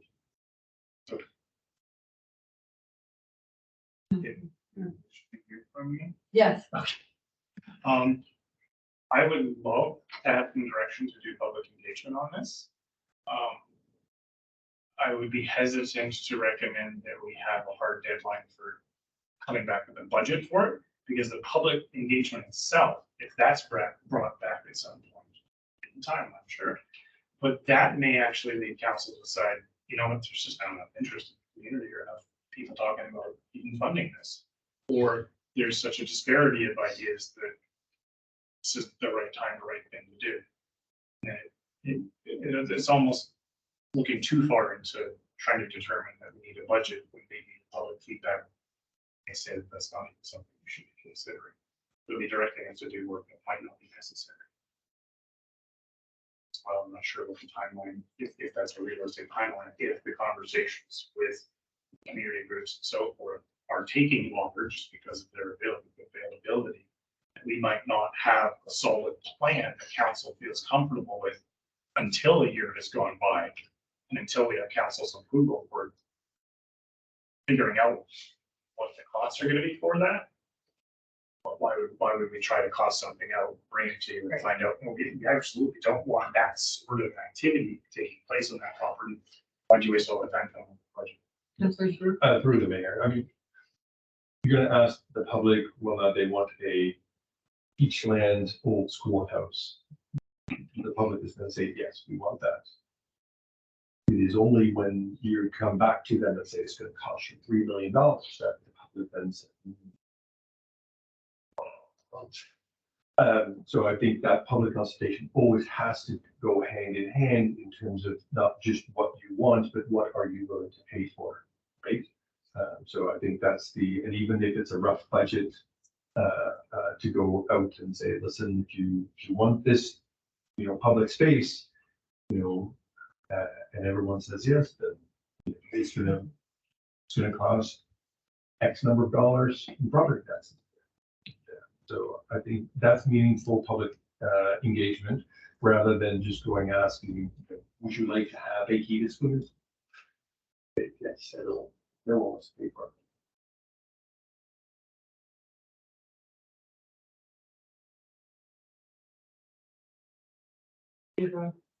I'm just, all I was trying to get across is, Okay. it would be,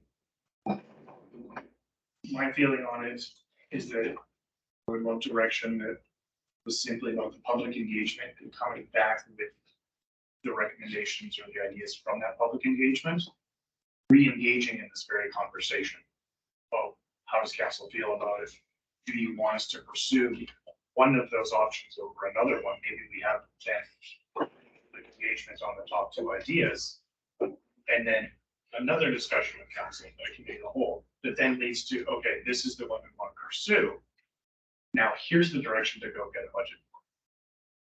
So basically just stepwise, instead of an overarching useful thing, even though it might go off the rails. Would we need a motion for that?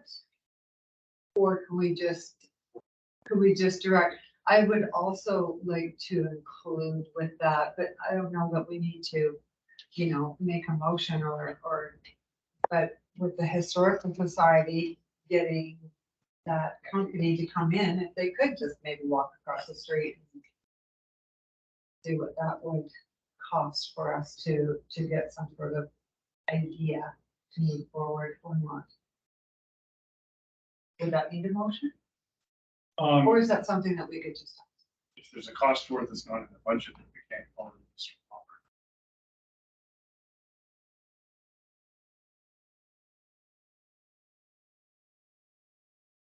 Wouldn't it be part of land acquisition? Because it would be like a surveying the actual building.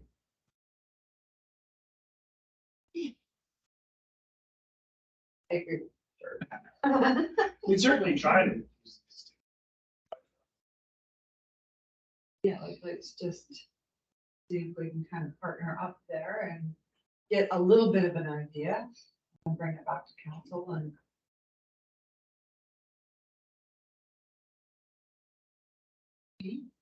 Just get it first. Well, this is the we got it first, we've got it, but it's a $10,000 to. Oh, no, we've got No, that one we've too. got This that. is Councilor Yeah. DeBruyn's, yeah.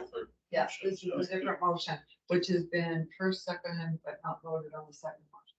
The challenge again with an assessment of it is, are we asking them to assess it simply to bring it up as is to build code? Or are we looking at changing the internal structure in any way to serve a particular purpose as an art gallery, or museum, or information center? Is that going to dramatically change the cost and may change how they approach bringing it up to code? Again, the whole internal structure holding up just a facade, or are they going to be trying to preserve all the wood being exposed? There's a space that's only used in summer. So that's why my gut feeling is that I really like to focus on the public engagement process first and have iterative conversations with council. Hopefully come up to the engagement sessions as well, hear from people. What direction does this community want to take this property in? We worry too much about costs. Then we do the cost exercise once we have more and more high profile issues. I like Jeremy's idea. That timeline of 1 year, I think is, even without Jeremy's idea, it's too abrupt myself. Okay, I'll Okay. retract it. You're gonna retract the motion?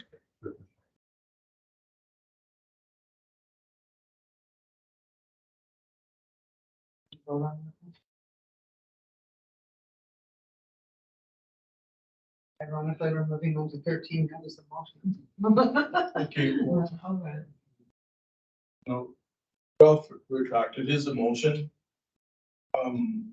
Could we make a motion to do what we're talking about with the public engagement and just not have that financial budget in there as a headline? Do what you were saying, like make a motion to see where we could go with that building. Yeah, In the public. I would see no harm in directing staff to do public engagement talks. It was my plan to do it anyways, but it's nice to have it as a resolution from council so that if it comes to a tug of war between priorities, I know that this is something council has asked me to do versus something I'm simply assuming we're buying should be done. Okay. So you make I it have a tug of war, I don't get what you're talking. So we have to prioritize our work. And some things happen without council direction, just because they fit into the goals and objectives the council's set. But if something's a council resolution saying do this by this date, then anything that's not on your goals and objectives, this will trump those other activities. Okay. So can we also in a motion like that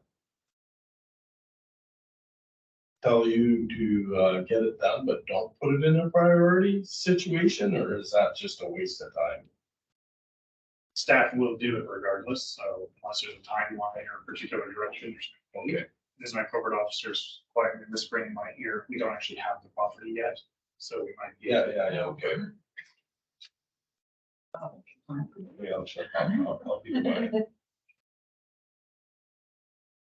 Good to move on? Yeah. Okay, I'm just gonna go into my report.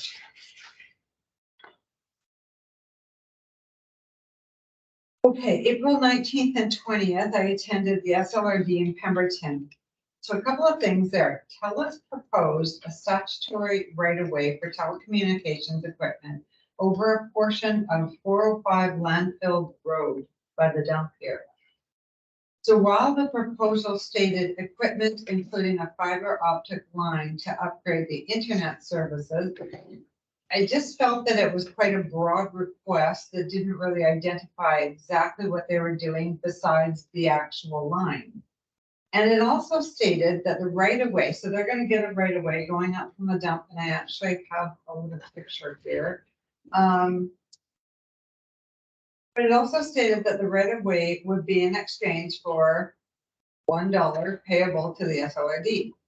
So I made a motion to request to send it back and to basically tighten up the request. And also, if a tower was gonna be installed, that revenue for the right of way needs to be discussed further. So I know that there's TELUS towers that have gone up here and they pay like $1,000 a month. So to get a right of way for $1 and have TELUS put that line up there, because like I said, it was a broad request. It just said, including a fiber optic line to upgrade internet services, and they were gonna do some mechanically to the ground. It didn't say tower. So anyways, the board of directors agreed with me and will bring it back. So I'm hoping that May 19th and 20th, I'll have a little bit more information on that. So I'll keep everybody in the loop. On a different note, I would like to thank Area B Director Vivian Birch-Jones for the $38,300 donated for the sand filter for the rec center swimming pool. These donations contribute to the ability to keep the pool open. So again, thank you to Area B. April 20th, I attended the tour of honor at the Lillooet Brewery. Thank you to B Galeazzo for organizing the event. It was very well attended, and I just wanted to add that information or donations can be made at honorhouse.ca. April 27th, I attended the celebration dinner for the Bryson family and Dr. and Mrs. John Brooks for their involvement in the Museum and Historical Society over the past 50 years. Special thank you to Kevin Goforth and his team of Eric Staters, Mark Lampman, and Bart Phillips for organizing this event in the Bryson Brooks honor. Delicious dinner, cakes, and lots of stories of past, which was quite appropriate. Good job. Thank you. That's me. Councilor Groom. We're good record. I all did, but I was at the tour of honor, and I was I had a very busy week from the 18th and the 22nd, but my memory and agenda station were real busy.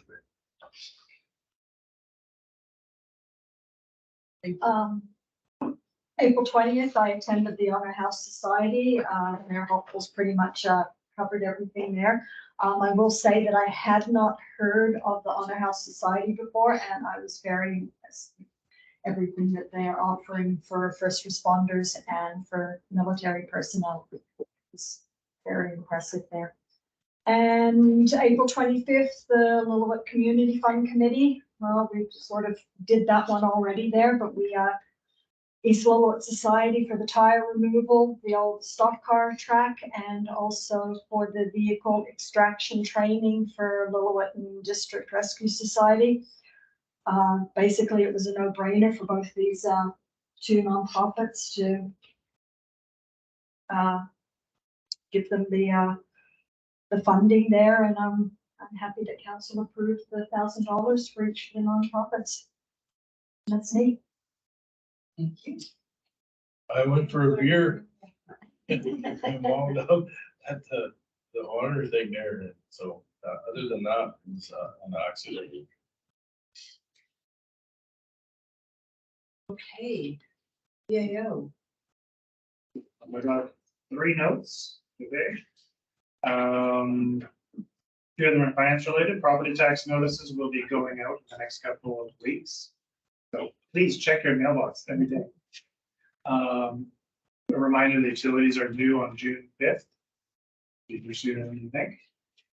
And the last bit of news is that the NTIT has awarded the District of Lillooet $50,000 for economic development capacity building for 2023. In my email, just for this meeting. So we do have full funding for economic development. which is what? $50,000 towards the current plan is to continue the project plan that Suzanne Denbeck has. Number one is now that we can actually pay her, I can ask her to come in here and give a presentation of that. Okay, so new business, 17.1. You're going back to correspondence, urban development, and initiative trust. Yeah, page 20.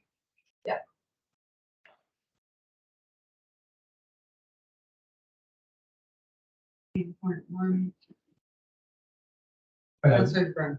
So I'm curious, is this the same $50,000 that you just referred to, or is this another $50,000? Yes. It is the $50,000 from last year's program that we were granted, so they're actually giving it to us now because we met all the grant requirements. So what I just announced is that they're going to give us $50,000 at this time next year if we meet all the requirements. Which answers my question, which was how much did we get last year? So it's $50,000. So, okay. We need to make a motion on that. Just to accept it. So, motion to receive. Councilor Brown, second by Councilor McNary, all in favor? Okay. And 17.2, which is, sorry. School District 74 budget for 2023-2024. Councilor Brown. This is a request from the school district number 74 for input on their draft budget. They wanted to have feedback by April 24th, which had passed. So is that just because our meeting is late, or was it just a sort of a courtesy? Any input that we provide them would be just sort of taken with the same sort of note that we. Page 22. Yeah. I do believe it came in while I was away. So it didn't get onto the April 18th agenda. As there wasn't correspondence second the April 18th agenda, so anything, there was a bit of a backlog between that. Because I am quite curious about this draft budget. Like I said, I'm not real sure about anything I say is going to matter anymore. I would like to say that this was made public previously, so this wasn't just to us. I think it was a couple of months. Yeah, If it was a couple months, then it made yeah. it's a courtesy to send us that sooner. Yeah, don't quote me on that one, but I do know that it was made public earlier because they were getting through all of SD 74, through all the towns there. They have been asking for feedback on the budget. Yeah, and feedback through the budget from us. And what is that actually? Is that just a waste of time, or is like, we're not putting stuff in our budget, like? I believe when you went to the website, they had a thing there, so then you could just click on that and there were some questions there and you could give your feedback as to what you wanted to see, or I did it, but I can't exactly remember what it was. Yeah, but it was on their website. It was a link and then it was just a document there where you could. Yeah, so that was for parents and stakeholders and everybody. Nobody's gonna lose any sleep over. And there, just to clarify, it came in on the day that the last agenda would have been published, at which point the correspondence report is finally already completed. So just a note that, as we said before, is not very key to hear input from the district of Lillooet as they ask for feedback from the general public well in advance, while the district is to put in the last moment. It's an interesting note. As I said, don't quote me on when it actually went public there. Well, Any further questions, discussions, comments? Seeing none, I need a motion to receive 17.2, the school district 74 budget. Councilor Plan, Councilor DeBruin, any further questions? In favor? Motion carried. Okay, the meeting is now open to questions from the media and public.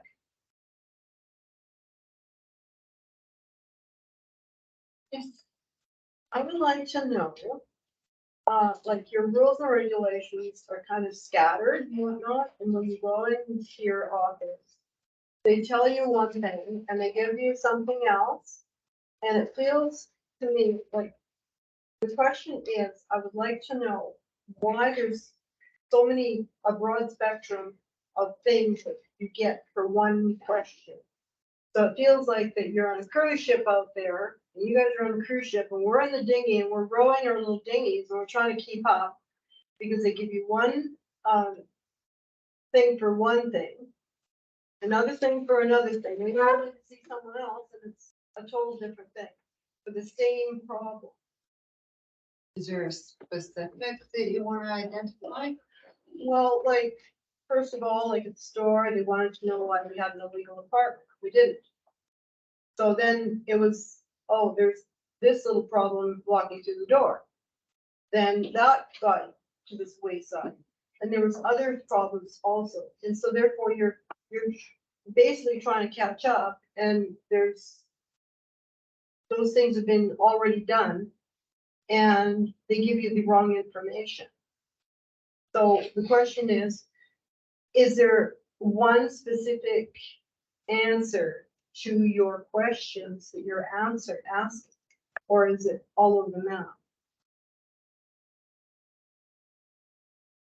Yeah, staff. I know that the BC building code. You changed to it, so. And there are most questions do, especially when they involve construction or zoning, tends to bring to light other items that need to be addressed. For instance, if there's a fire inspection, the fire inspector is looking for breaches in fire code. However, if breaches to building code are noticed, then the building official will be informed and may also go to do another inspection. So it's not as simple. Most questions don't have a single answer. Most questions have multiple answers, and that's why, especially for buildings that may have fallen out of compliance or have fallen out of other requirements of code, we basically require that these business owners, these building owners, retain their own professional so that they can go through the building and clearly identify every single deficiency and tell the district how they're going to fix it and then make the application for that. A lot of the issues that we're seeing now is that, especially in the past, is I believe Councilor McNary referred to it as old school Lillooet in a previous council meeting, is that people would just go ahead and do this construction and not give the district the documentation that was required, even when it was requested. So we are lacking a lot of documentation on a lot of suites and apartments that may or may not have been legal at one point. In this particular instance, the documentation that we had in the file did not even show that there was any sort of dwelling unit on the property. And that is why we require so much specific information now, so that in 10, 20, 30 years, people aren't having these conversations again, getting the information we need, putting it in the property file, digitizing it and having it backed up, so that we are able to give that information, because the information we have is scattered. District staff are doing their best, but this is a historical problem. So no, there isn't often one answer to the question.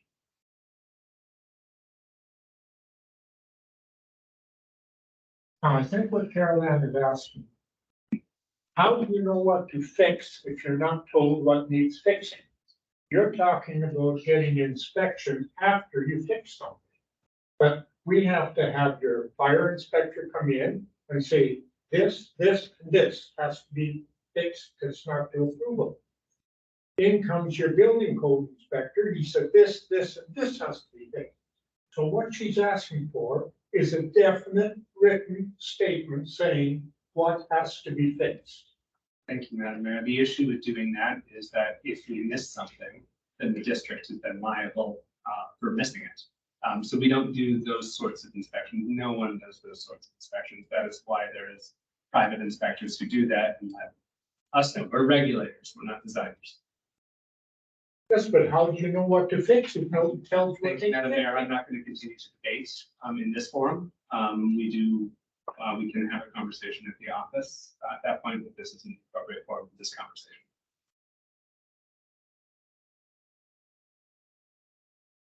I think just to follow up on this conversation a little bit, and there will be a question at the end, I promise. This is something that I have personally heard quite a bit as a concern from a variety of people, not on the specific circumstances, but as the concept of the constant chasing of tails, the constant, you fix one thing, here's the next, you fix another thing, here's the next, and that process can go on for months, if not years, and it leads to a lot of property owners not even wanting to start the process to begin with, and letting buildings continue to depreciate. So I guess my question coming out of that is, would council consider creating some process by which the timeline of the requests can be shortened and condensed into one or a few requests rather than the constant, and here's another thing, and here's another thing, and here's another thing, which is a commonly held concern in the community.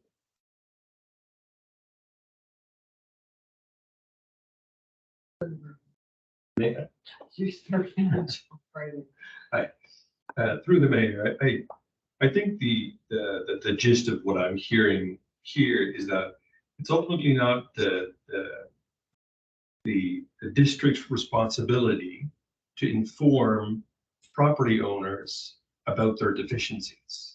It is only to inspect in cases of building permits and other health and safety measures to see when that is according to code. But it's the property owner's responsibility to ensure that the property meets fire code, health codes, and building codes, and therefore it retains various professionals, including health inspectors and water people and that sort of stuff, to ensure that all those components meet code. So therefore, in order to avoid the one thing after the other, the best thing the property owner can do is indeed retain professionals. Say, listen, I'm an old building, and what do I need to do to ensure the public safety? And this is a public gathering place where people come, so the public needs to be assured that it is a safe place, and that can be done by indeed, I think it's not unreasonable to say, well, if a building is 35 years old or 50 years old, to at some point retain the services and say, well, is my building still safe? And just like, in my personal business, I retain the services of a fire inspection company that comes in, tests all my fire alarms and extinguishers and emergency lights and all those things get inspected once a year. And that's what I do in order to make sure that I don't have a visit from someone that says, I think that's not working anymore. And because they casually glance and see that. I think that's the solution to this dog chasing tail. Thank you, Councilor DeBruin. I would like to say, my husband and I have done a lot of renovations, 3 huge renovations on our house. And we've always had permits and we've always got it inspected. And there's been twice now where we've got an inspection done and it wasn't good enough. And we had to do this, and then we did something else that led to something else. And I was totally, upset with it. But at the end of the day, I we still go through the same process and that the right process, because if we don't, and we don't have a permit, and we don't fix it properly, and it burns down, then we got a real expensive lot, because nothing else is gonna count. So it's kind of but I understand, because like I said, we've gone down that, trying to fix something, and it just, every time, it just gets worse and worse. Yes, you see, this is what I'm saying, like Ralph explained. We do have all the fire extinguishers and everything else, the fellow inspection, everything's fine. What I'm saying is, you're going to put the responsibility of knowing the building code, the fire code, and the health code on the business or the individual. They don't know what the codes are. So if you want us to change something or something is not up to code, how do I know whether it's up to code or not? Because I don't know the code. Mhm. So I'm asking the building inspector or the district, give me a copy of the code or tell me what isn't up to code, so I know what to fix. Madam Mayor, to answer one of those questions, the BC Building Code is available for free online. Yeah, I just actually posted a link yesterday, and I believe Councillor Kwan posted a link to the BC Building Code, May 1st. Yesterday. Yeah, they changed, and there was some more codes that had changed in them, but I know, you know what, I have actually read part of the BC Building Code, trying to learn as a mayor and councillor in the past. And it's the driest reading I've ever had. But I have attempted it as well. But I mean, basically, I hire a professional to come in and tell me what I need to do, and that's what happened, and. In other words, if I was on the code on April 30th, I was okay, but May 1st, I'm not on the code anymore. Well, for a new build, I believe it was for new builds, because I did have a look at it, and it's for new builds, not existing, anything that's already existing or permits, or correct me if I'm wrong, but anything that's already grandfathered in, fine, but any new permits or new fixes or new builds had to go with the new BC code. Councillor McNary. Is there a list of professionals that could tell them how to go about it, or like how can we help them out with doing what they want, or can we? I think we should, sorry, the phone book or online is the resource to find code consultants, architects, or engineers. There is a way of doing that. Absolutely, there's a whole industry of professionals who their only job is to help people in that situation.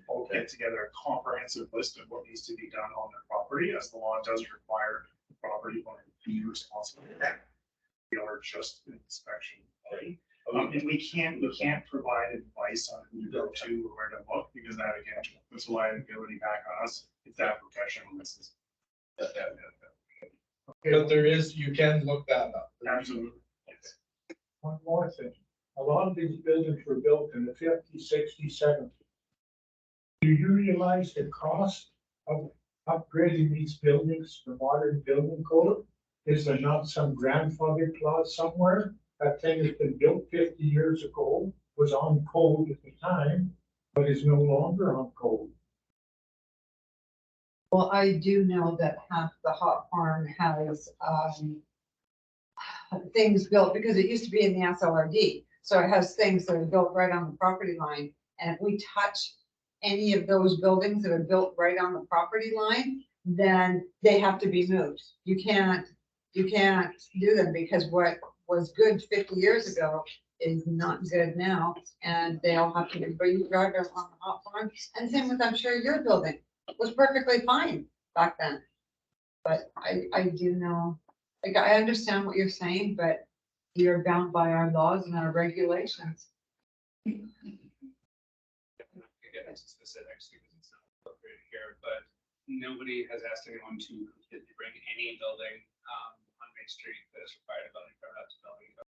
Building code has specifications for when upgrades are required. Usually when there's a change of use, for a property that isn't changing use, it's just those fire and life safety requirements that must be maintained. And if anyone falls out of compliance at any time, there is no grandfathering for being legal at one point and then falling out of compliance with that requirement.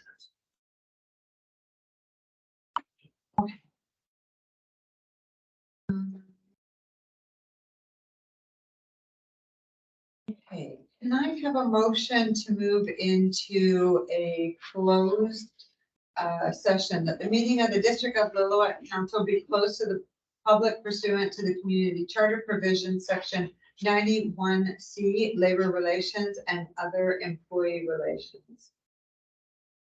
Councillor Kwan, Councillor DeBruin, all in favor? Motion carried. Short recess.